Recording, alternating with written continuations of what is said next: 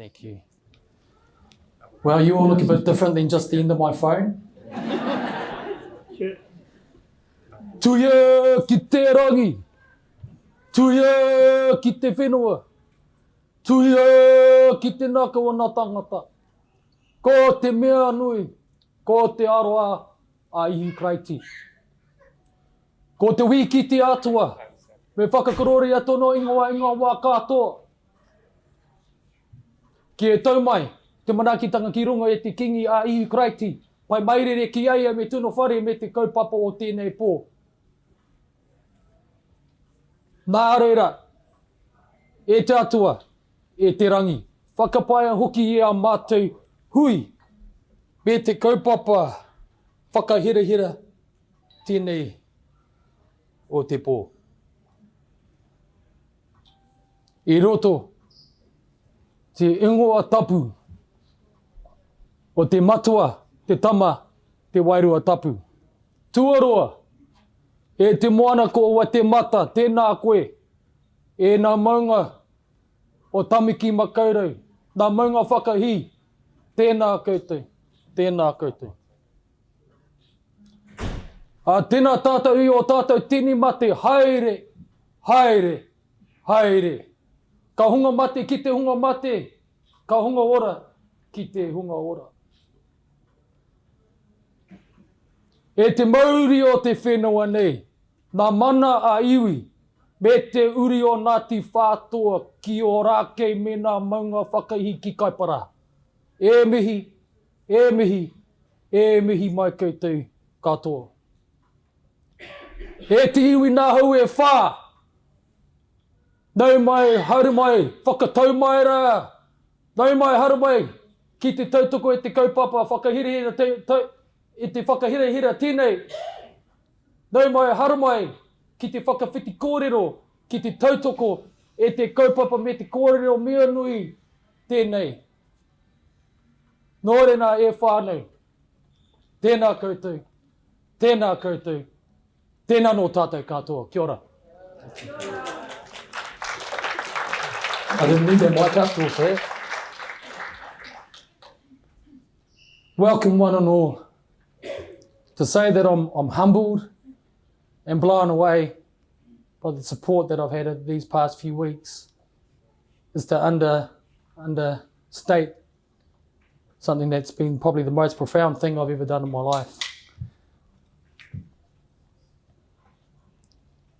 4 weeks ago, almost 5 weeks ago, I was sitting in my beautiful home with my whānau, reflecting on the world, reflecting on life, and locked up in my whare, which is a beautiful home that I live in, so it wasn't the stress. And I started reflecting on the turn of events that I was witnessing. During that reflection, I thought, hold on a second. About 20 odd years ago, I started to study these very events that were starting to unfold in front of me and you. I come from a background, as many of you know, and have seen my posts, where I've studied and researched geopolitics,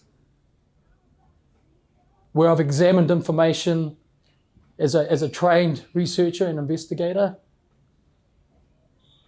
where I have studied the Bible closely, the prophetic books of Daniel and Revelation, which predict of a situation where humanity would be confronted with the most devastating system that will take and rob us all of our freedoms and our rights. But tonight, whānau, friends, we are announcing to the world and to this government that we are taking back New Zealand and we're going to give it back to ourselves, the people of Aotearoa.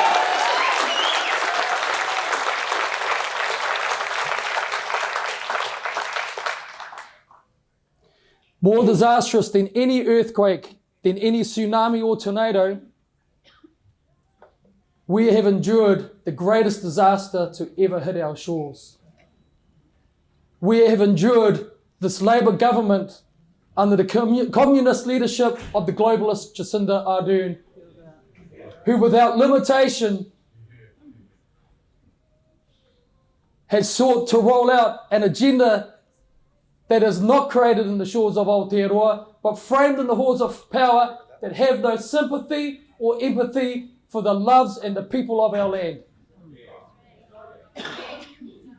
The threat that this government represents to all New Zealanders is greater than any war or threat of war that we have seen as a country. I've studied the wars up close.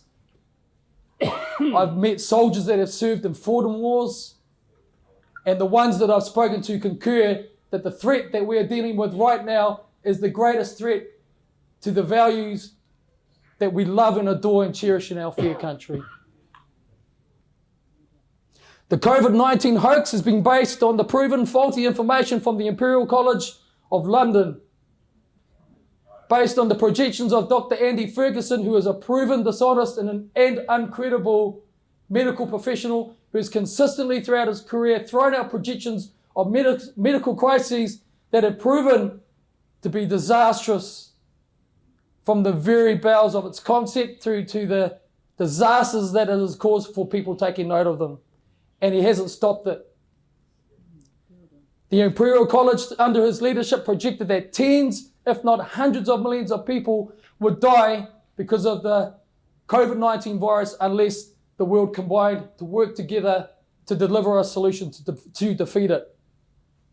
This was further validated by the clearly disproven World Health Organization that has been documented, perpetrating and propagating the greatest crimes against the African people and against the Indian people of East Asia.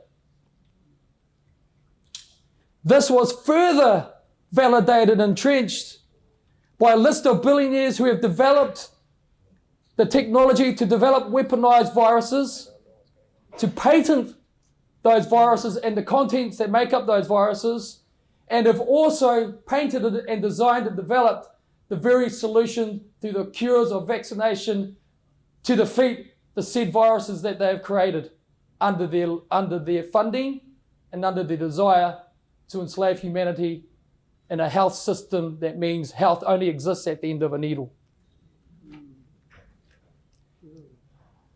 This list of billionaires worked with rogue elements of the US and Chinese medical establishment, and they created the weaponized COVID-19 virus.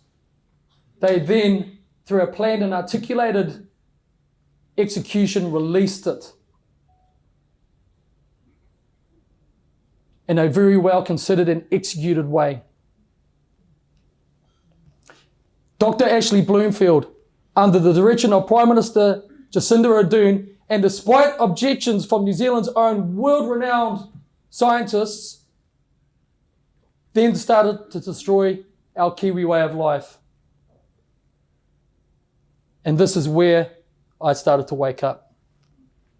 This pandemic has been the very cause that global leaders, political leaders, needed to usher in the United Nations UN Agendas 21 and 30, which are the greatest challenges to the personal liberties and freedoms of all human beings on earth.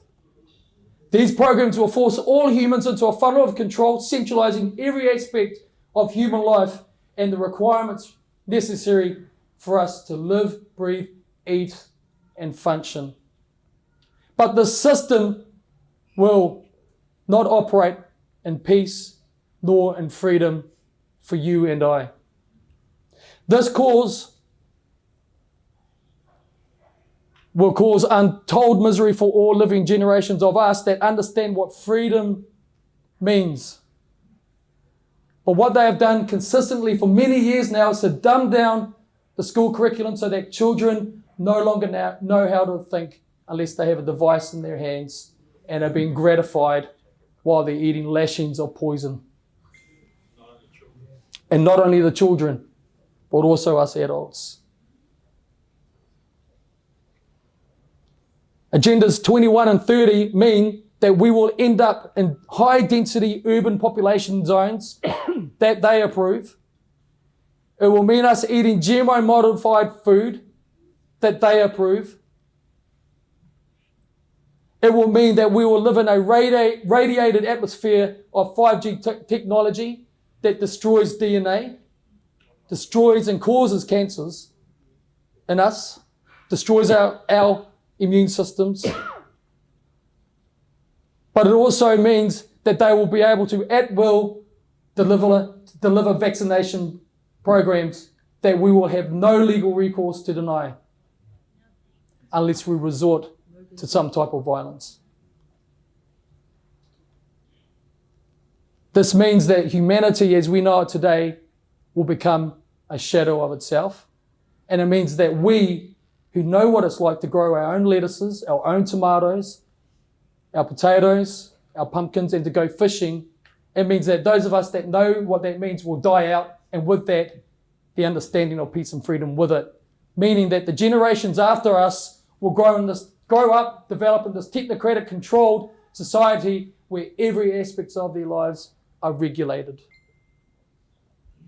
Jacinda Ardern is the greatest example of a globalist that we have seen. I was no fan of John Key, and as I've said in my broadcasts, I'm not left, I'm not right. I have no political agenda, despite standing on the stage tonight. I had an agenda to protect and fight for freedoms, the same freedoms that God has given every one of us sitting or standing in this room tonight. Jacinda Ardern has used this crisis to bring a long-winded, unnecessary lockdown that has completely destroyed lives and businesses, causing suicides, cancers, undiagnosed heart diseases, domestic violence, and financial ruin of the kind we have not seen since the 1929 depression that affected the entire planet. This financial ruin has started at the base of our economy and business, and it is soon to flood every New Zealander like an unwarranted tsunami. Not one New Zealander is going to remain unaffected by this. And while Jacinda Ardern is handing out the lollies and keeping us all happy with promises of a better future, she knowingly is inching millimetre by millimetre, inch by inch, to being able to introduce these agendas that are so foreign to our hearts and our minds. The second most alarming impact of this crisis has been the planned systematic destruction of our freedoms through the unscrutinised, democracy-evading, stealthily introduced laws and bills in the House of Representatives of this country's Parliament. This started with enforcing a law on this country and warranting police to arrest and detain people who didn't maintain the social distancing, wouldn't say law, but the distancing suggestions. And policemen were put out there told to arrest people that weren't keeping social distances or were disobeying the mandates of one Dr. Ashley Bloomfield, knowing that they had no bill to support them in their arrest or detaining of free citizens of Aotearoa. These policemen that I've spoken to, 20 years plus policemen,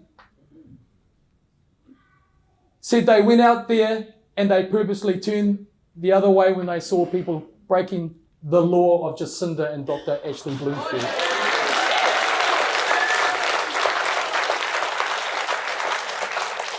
However, there are young policemen like in their early 20s now that come out of police college and they do not know how to think for themselves. They will, without objection, detain and arrest people because the government tells them. It's because they have not been educated on how to think for themselves.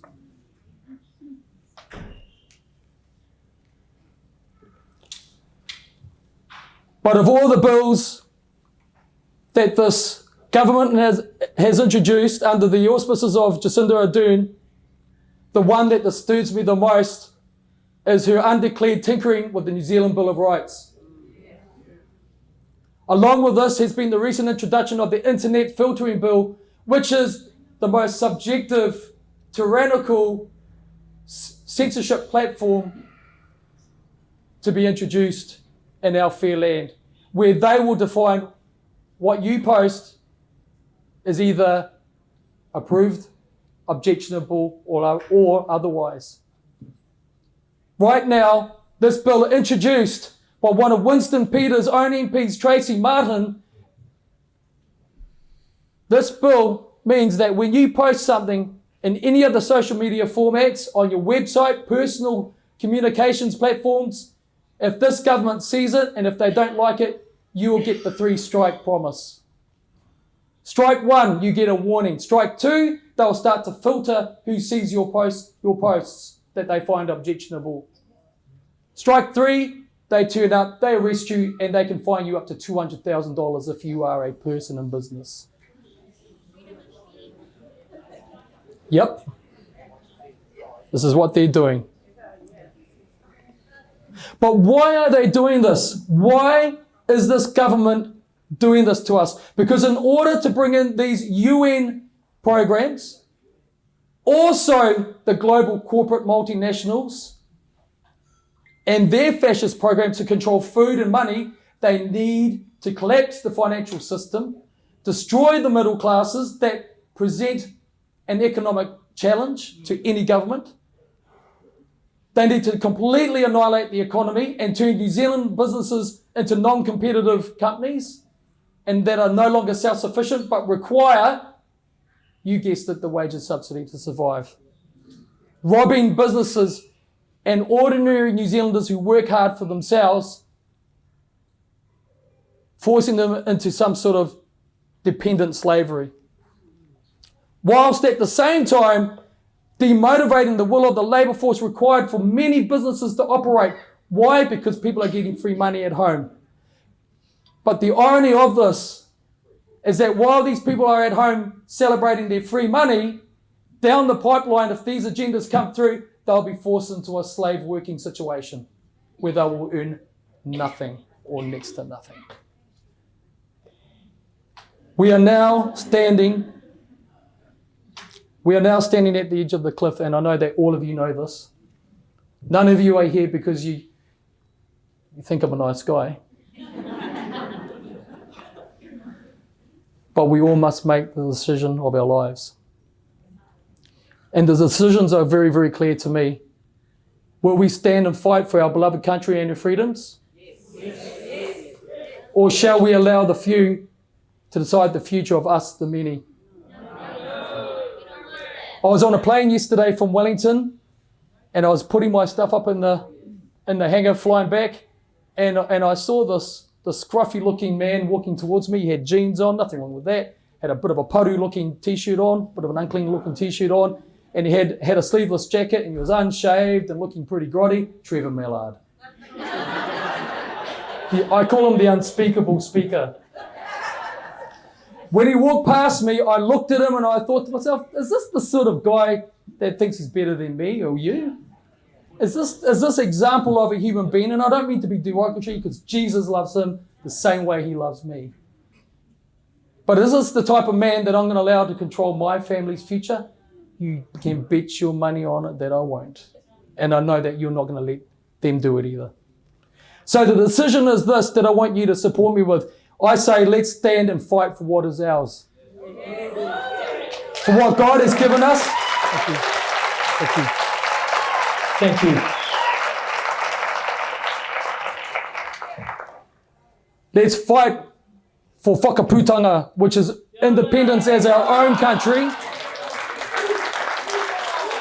Let's stand as one family. As I say in my broadcast, people, and you must get sick of me saying this, this is not a Maori thing, it's not a Pākehā thing, it's not an any other thing, it's an everyone thing.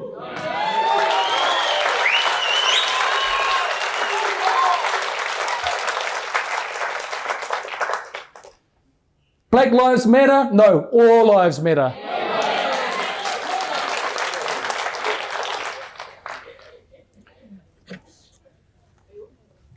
Hannah, is this the control? Is that it? Thank you. Alrighty, the rubber's about to hit the road. Whānau, I'm absolutely delighted. I've had to really soul search myself whether I would see this through. My wife is very unhappy with me right now.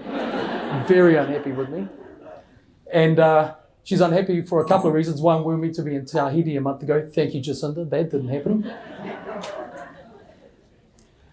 But I've searched myself in prayer and contemplation and reflection as to what the heck am I going to do with the over 130,000 people that have engaged me in 4 weeks. Can you believe that?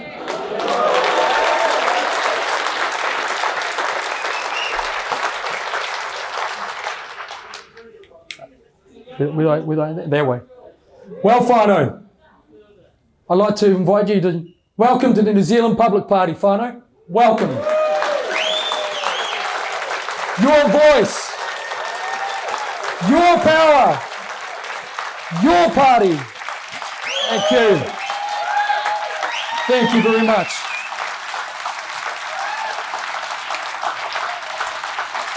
Aotearoa ki te tangata ki te Aotearoa. New Zealand for the people and people for New Zealand. All people. Your voice, your power, not the power of a politician, your party that is going to serve you and protect us. God gave me a strategy to create a collective of concerned people that are wanting to be in minor parties, to bring them together. These people believe, like me, that we need to fight for this country, otherwise we're going to wake up and we will not recognise this country. Some of the Thank you.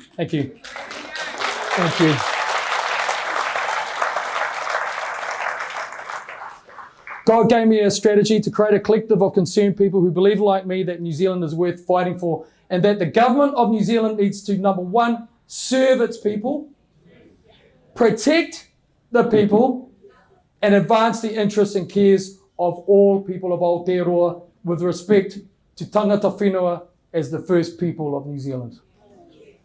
I would like to introduce you to some of our very, very simple policies. And here they are. I'm not a rocket scientist. I'm a simple human being. I'm a simple person. But right up the front, right up top there, what is our first pillar? Democracy. Democracy. Government integrity. Who like me is sick of liars in the House of Representatives? Yep. Public safety. That's a very broad thing to say, but public safety. Because if you think about public safety, you're going to care about their physical health, you're going to care about their economic and financial health, their emotional health. Exactly, every type of health. That's a very broad statement, but it means so much, and we can drill down in that. Economic and fiscal expertise. We have 17 Labour members of Parliament in there, but apparently the joke is it 17 or 19 Labour? It's 17. Apparently there's 2 MPs and 15 warm seats. Jacinda being the first, Grant Robertson being the second, and if that's the best they can do, I think we're going to do a lot better than that. Number one. Economic and fiscal expertise. We want a party that wants the average New Zealander that knows how to build a business to be involved in deciding what's best for business. We do not want career bureaucrats. We do not want career politicians who've never had a day's work in their life outside of Parliament to make business decisions.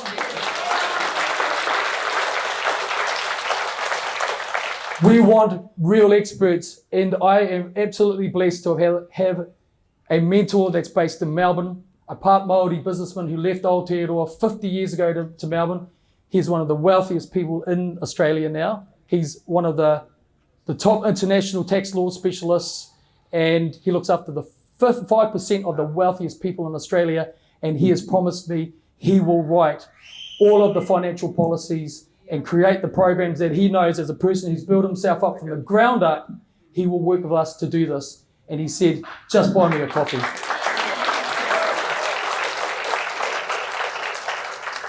Environmental sovereignty is another pillar, another key pillar of us. If our soil is poisoned with GMO seeding, if it's poisoned with Monsanto products that they say will help our food grow better, get rid of 1080. Here. I was going there. You stole my thunder. Thanks for that. I want to speak to you after this. You've got a job. Environmental sovereignty means so much to us, because if we can't grow our own healthy food, then what have we got? What have we got? We've got nothing. We've got nothing.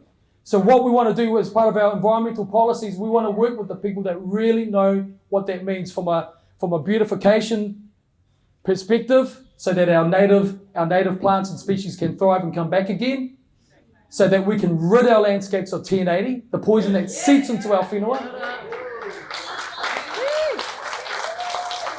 And that will also monitor the type of seeds that we allow into our country to enter into our biodiversity. Practical sense is what we want to introduce here. Treaty of Waitangi. Treaty of Waitangi.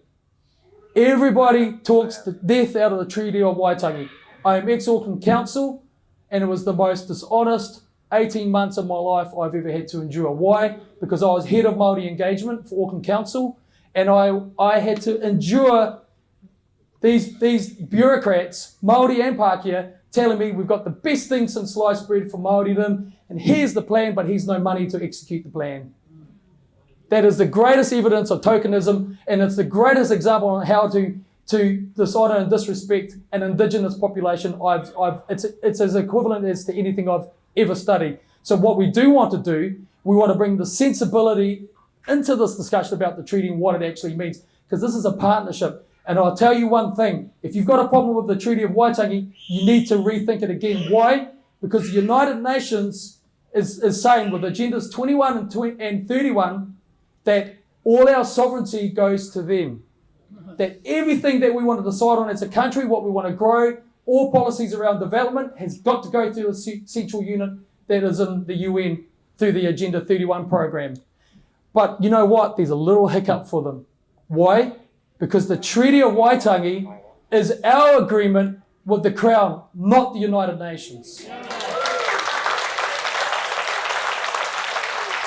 I've learned more and more and more about the Treaty of Waitangi beyond the words of the paper. This document will protect all of us. Not just Toto Māori, not just people of Māori blood, but all of us. Whether we're Dalmatian, whether we're English, Scottish, French, Chinese, Malaysian, Indian, Sri Lankan, doesn't matter. It will protect us all. So we need to ensure it's in its proper space. Transparency and public accountability. Who was alive, and I know you all were, because this is only going back to 2008. Who was alive and was watching either Fox or CNN, and President-elect Obama walked out on stage and he said to his constituency, the people of America, he would be the most transparent government in the history of the United States. It was then proven he was the president that issued the most executive orders that had ever been issued out of a president's office in the United States. And these executive orders, they circumnavigate democracy. He organised the most covert types of operations that violated foreign sovereignty that the United States had ever deployed. He brought in a system of monitoring through the NDA. He hypersensitized all of the intelligence systems within the US beyond even what George Bush II did. But he started out saying he would be the most transparent president the United States has ever seen. Who saw Jacinda Ardern say she would be the most transparent prime minister that we would ever see? Who saw that? I did. Has she been transparent? No. Has she been accountable? No. And she thinks that we are too dumb to pick up on the game. She thinks we're stupid. Well, I've got news for you, Jacinda Ardern. I've got news for you, Winston Peters. I've got news for you, ACT Party. I've got news for all of you in government right now.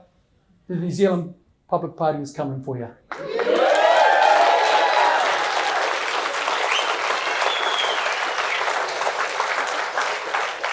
I had the pleasure and the privilege of meeting some very fine patriotic New Zealanders from the Direct Democracy Party. They're with us tonight, and I am hoping that these fine people will support this initiative. And they introduced me to the Swiss system of government, where that government is a lot smaller than ours.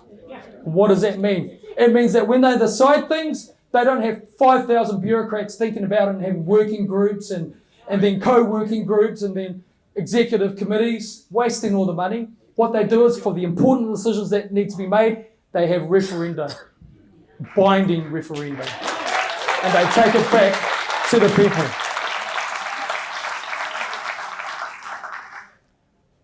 This last tier here, defence, this is important, but not at the expense of feeding our kids. Because any time that you spend more money than you need on defence, it's less money to look after our children. But what we need to do, we need to take a strategic approach to tactical thinking on how to defend our shores. And that doesn't mean jumping in with the Americans and everything they do. We don't need to do that. We don't need to do that. I had a phone call about 3 weeks ago, and I know that this guy is watching me right now over in Australia on the live broadcast. I had a call from Australia from a special air service, an SAS, former SAS soldier, who rang me up and said, "Brother, kia ora, my name is bleep, bleep, bleep." Went, "Oh, kia ora, bleep, bleep, bleep." He goes, "Brother, I've been watching you for a month, and I just want to let you know, the moment you feel the heat on the back of your neck, you let me know, brother, and there will be a team of us ready to come around to your place." We have amazing people in the Defence Force, both Army, or all of Navy, Army and Air Force. They're marvellous people. They really are. I joined the Army late in life. I joined at the age of 28. I was an old guy because all my peers were 18, 19, 20, and like that. I was the old guy of 28. We've got amazing people in there. But another area that I'm really interested in, because this is about accountability and transparency, are international relationships. What have these governments signed us up to? We now need to unpack these relationship agreements. We need to examine them, and we then need to look at them very, very closely and decide if we, the people of Aotearoa New Zealand, want to be in them. All of them. Trade, this is incredibly important. But do we need to be funding junkets of bureaucrats that fly over to China, fly over to where they're going, and come back, had a great holiday, a series of ideas, and nothing happens? We're not going to be doing that anymore. That's right, exactly right. But here's the big one, guys. Protection of our national sovereignty and independence. We are a group of islands here. We are islands. We're not just North and South Island. We are a group of islands here in Aotearoa, and we want to be our own people with our multitude of cultures based on the Treaty of Waitangi, celebrating the culture of tangata whenua, but all together as one family. And we've got the geography to do it. We've got the produce to produce that we can feed our own people. We don't need to be buying GMO pikelets from Holland. No.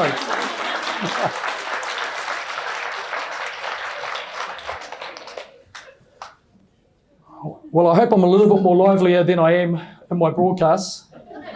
What do I always say? Calm, cool, credible, on a solid footing.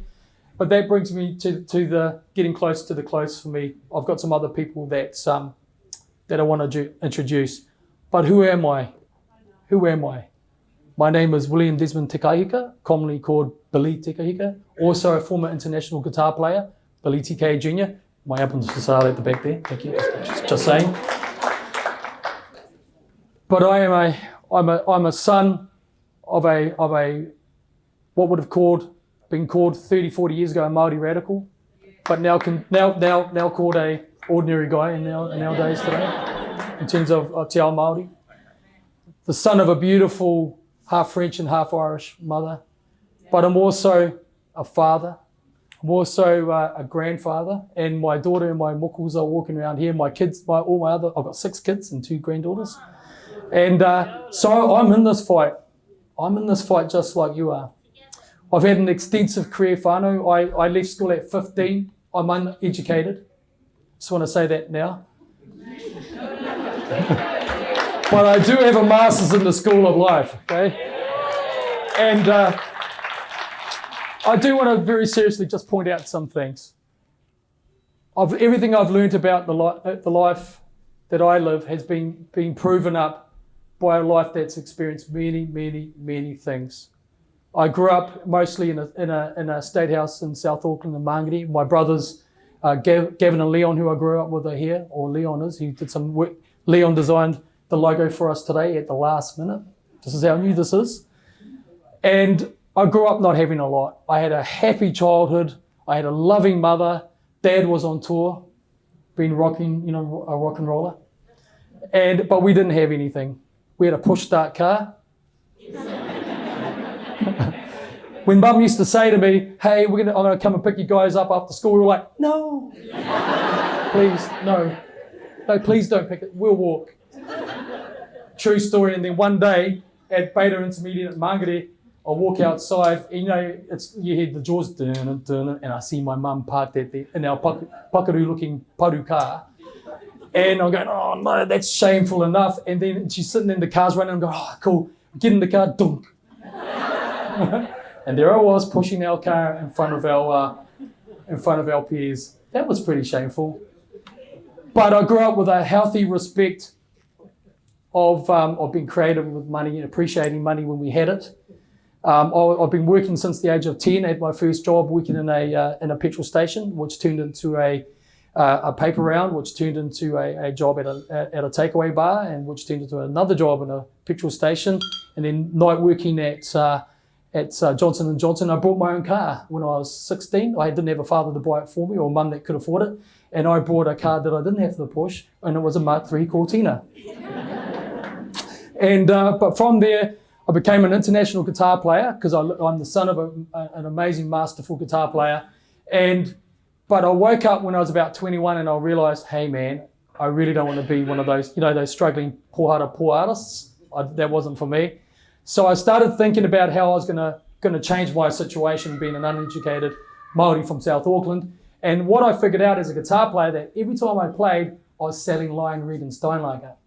So what did I do? I rock up into Lion breweries. I conned myself a meeting with the brand manager. I remember his name right now. His name was Rainer Sherbert, a part Samoan brand manager, right up the top in the food chain. And I walked into his office with my very naive half-a-page proposal. And I said to him, I'm the hottest young guitar player in New Zealand. I'm just going to Texas to get signed up to an American record company, which I did. And I said, every time I play, I sell loads of your beer, give me $20,000. 1994, 95. This guy just about fell off his seat in laughter, and he said to me, okay, mate, well, I tell you what, I'll give you $2,000, as much beer as you can drink. All your posters I'll get done for you, and you can play in all the Lion Breweries bars. You come and tell me what I got for my money in 3 months. And you know what? 3 months later, I turned up with my report. It was bigger than a half a page because I've worked out a few things by then. And that led to me being picked up as a cadet within the company as a contract marketer. I did 7 years with Lion Breweries. I learned about marketing from the ground up. I then worked out one day as a contractor what goes with beer, chips and peanuts. So I rung up Bluebird and said, hey, I'm a great guitar player. If I was you guys, give me some money. And they did. And so I became a national manager 6 months later. The only national manager in the history of Goodman Theatre to not have a degree. Thank you.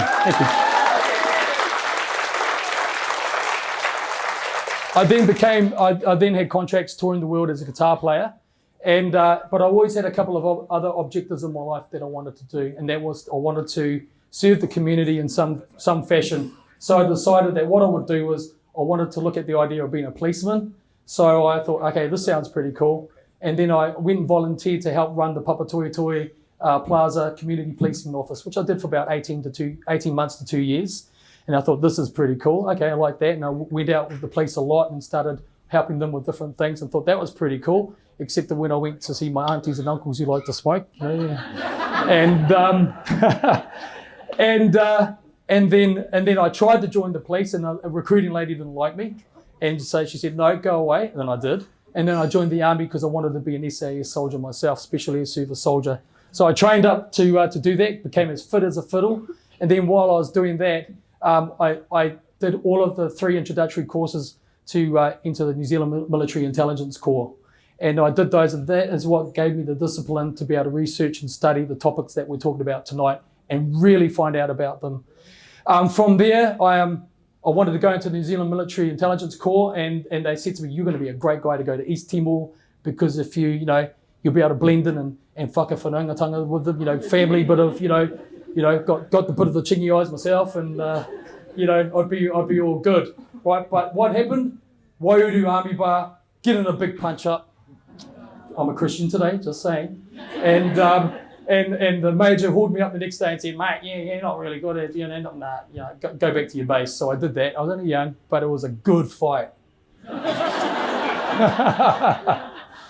Okay, from there, while training to go into the SAS selection course, I got approved for that by my unit. But what I did is that I had another go at applying for the police, and because of the work and my reports as a soldier, which were pretty good. They were pretty good. In fact, they were really good. Just saying. I got accepted straight away, and in fact, I was quoted as a meritorious candidate. Got accepted in the police. Went down to Porirua, and I was down there getting ready for graduation. And then I got wind. I was thinking to myself, well, hold on a second. I reckon there's something wrong with the way I was recruited. So what I did, I went to see the inspector, and I said to him, hey, mate, look, I reckon that the 2 people that recruited me, they didn't do something right in that process. I'm not convicted or anything like that. And he says, oh, what happened? And I said, well, they didn't say that. And I told them that when I was 16, I got caught with a roach outside the glue pot, Ponsonby. He says, oh, don't worry about that. That's all good. And then he said to me, who was it? And I mentioned the 2 names, and I saw his face change like that. He knew them. And so I wrote an official report to them, to the police, and said, hey, this is what happened.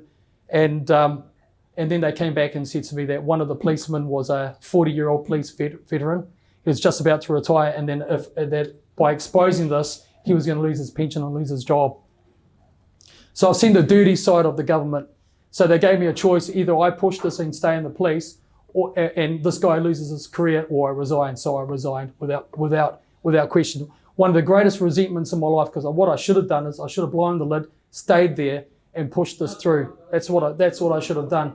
However, the greatest resentment that I have out of that is that I didn't go through with SAS selection. And I've got dear brothers right now that are in one SAS right now, working in Afghanistan and around different theatres of conflict. So I really wanted to let you know that, because I know that when we launch this, somebody's going to come out and say, you got fired from the police, which is a lie, right? I don't have any skeletons in my closet. And I want to talk about this because you know what politicians do? They lie. And I'm not a liar. My wife might argue about that when she asks me if I've done the washing. But that's right, I'm not. I do not want to be a politician that you can't trust. The second skeleton in my life is that I told a dirty joke at a work do and I got in trouble for it. And I can't even remember it. It was pretty pathetic, I would imagine. But it's important that we do this. Why? Because if you can't trust me, why would you trust me with your lives and your children's lives? True? It's true, isn't it? So I'm going to finish off just by saying this, because we're going to take a couple of minutes break. I've got some amazing speakers. Is Winston here? Not that Winston. Chris? Oh yeah, I would like to introduce you. I will introduce you now, Winston. Just before I said the same thing. Winston wants to see me after bagging him in front of 140,000. But it was another Winston, so I was like, oh, that's a relief. Yeah, okay. But I just want to say, I'm you. I'm average. I'm just like you. You're just like me. And just like you, I care deeply for this country. I'm willing to put everything on the line to fight this fight for you, but I need you badly to support me.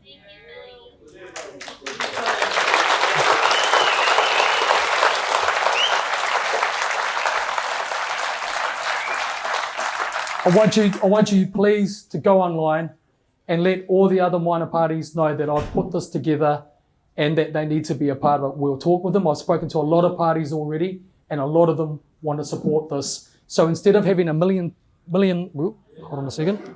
There you go. Check 2. Instead of having a million little votes, let's bring them all together and have a big vote. Yeah?